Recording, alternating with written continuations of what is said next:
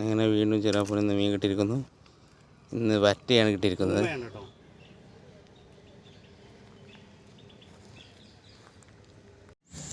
വീണ്ടും ഇവിടെ നല്ല മീനുണ്ട്. നല്ല മീനുള്ള ഏരിയയാണ്.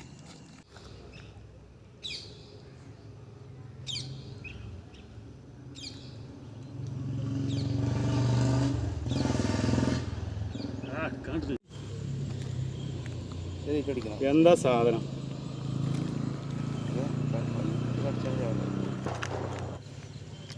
അപ്പോൾ ചെമ്പല്ലിയും കിട്ടിട്ടോ നമുക്ക്. ചെമ്പല്ലി എവിടെ അത്യാവശ്യം വലിപ്പമുണ്ട് കേട്ടോ.